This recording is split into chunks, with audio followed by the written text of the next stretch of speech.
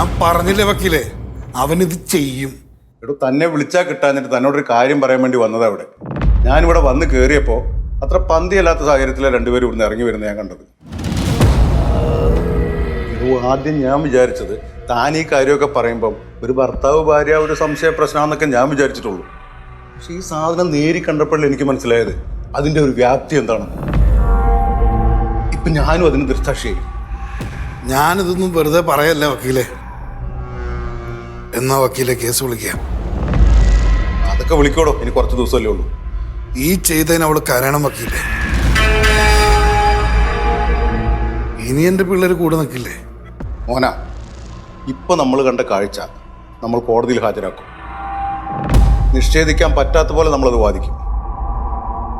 പിള്ളേര് ചെരുപ്പൂരി എറിയാവനെ മതി. എനിക്കത് കേട്ടാ മതി വക്കീലെ. എനിക്കവനെ കൊല്ലണം. അവനെൻ്റെ ഈ വീട്ടിൽ കയറി വക്കീലെ, അതും ആരും ഇല്ലാത്ത സമയത്ത്. കൊല്ലലും പിടിക്കലൊക്കെ കേസ് കഴിഞ്ഞിട്ട് ഇപ്പൊ താൻ സമാധാനിക്കും. ഞാൻ എങ്ങനെ സമാധാനിക്കണം വക്കീല് പറയണത്? എന്റെ കൺമുമ്പിൽ വെച്ചല്ലേ ഈ രണ്ടുപേരും ഞാനിപ്പോ കണ്ടത്.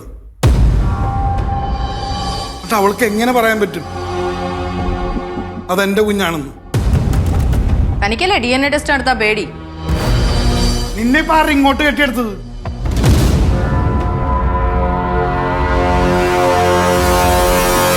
താൻ പലതരം വൃത്തിയോട് കാണിക്കുമെന്ന് എനിക്കറിയാം.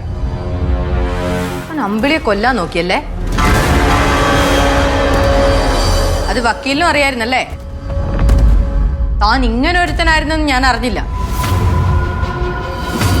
താൻ ഇത്രയേ ഉള്ളൂ എന്ന് ഓരോ നിമിഷവും തെളിയിച്ചോണ്ടിരിക്കുക.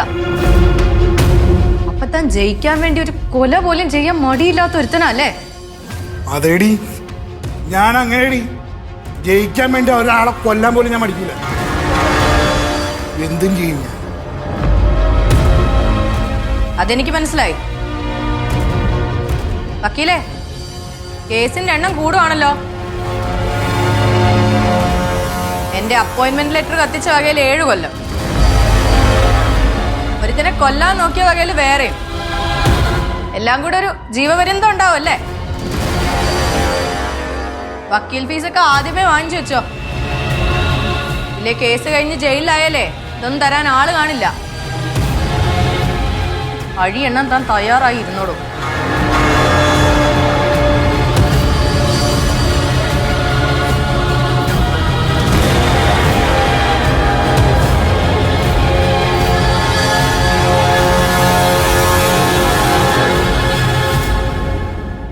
പ്രകാശ, എന്ത് പറഞ്ഞിട്ടാണ് എന്റെ മോളെ നിനക്ക് കല്യാണം കഴിപ്പിച്ചു തന്നത്?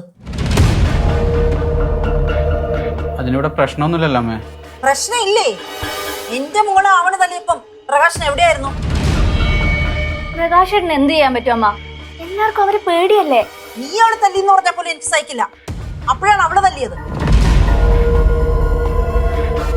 എന്റെ മോള് വേദനിച്ചിട്ടുണ്ടെങ്കിൽ തിരിച്ചതുപോലെ തന്നെ അവളും വേദനിക്കും. അതൊക്കെ കഴിഞ്ഞ പ്രശ്നമല്ലേ? കഴിഞ്ഞ പ്രശ്നോ?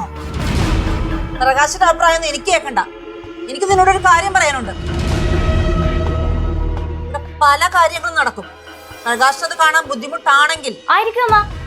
പിള്ളേരുടെ മനസ്സാ പ്രകാശേട്ടന്. എന്നാ പ്രകാശനെ അമ്മയുടെ അടുത്ത് പോയി നിന്നോ. എന്നിട്ട് മോഹനോട് ഇങ്ങോട്ട് വരാൻ പറയും. മോഹൻ എന്തെങ്കിലും ബുദ്ധിമുട്ടുണ്ടോ? മോഹനേട്ടന് സന്തോഷമേ ഉള്ളൂ.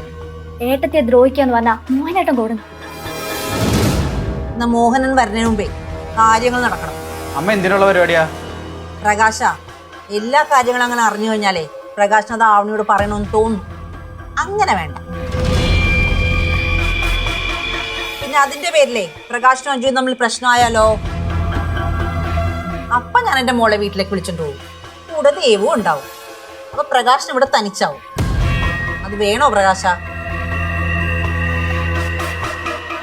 പ്രകാശേട്ടൻ ഹോസ്പിറ്റലിൽ പോയി അമ്മയുടെ കൂടെ നിന്നോളൂ. എന്നാ പിന്നെ വൈകണ്ട പ്രകാശ, നീ വേഗം പോയിക്കോ അമ്മയുടെ അടുത്ത്.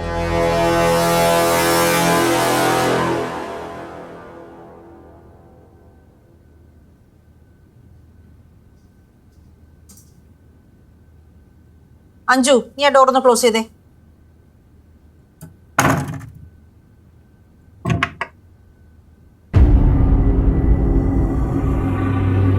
പറയാമ്മ. എന്തേ?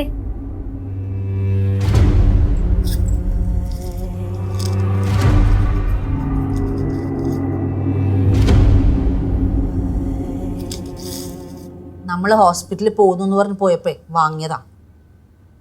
ഇതെന്താ അമ്മ? അഞ്ജു, നീയല്ലേ പറഞ്ഞത് നിനക്ക് പ്രസവിക്കാൻ പറ്റില്ല എന്ന്? നീ ഗർഭിണിയായി അഭിനയിക്കാൻ തീരുമാനിച്ചെങ്കിൽ അതിൻ്റെ അർത്ഥം ഒരു കുഞ്ഞ് വന്നാൽ ഇവിടെയുള്ള എല്ലാവരുടെയും സ്നേഹം നിനക്ക് കിട്ടുമെന്നുള്ളതുകൊണ്ടല്ലേ. അപ്പം നിനക്ക് പകരം ആവണി പ്രസവിച്ചാൽ നിനക്ക് കിട്ടേണ്ട സ്നേഹം മുഴുവൻ അവൾക്ക് കിട്ടില്ലേ? കിട്ടും അമ്മ. അപ്പം ഈ കുഞ്ഞ് ജനിക്കാതിരുന്നാലോ പ്രശ്നങ്ങളൊന്നും ഉണ്ടാവില്ല.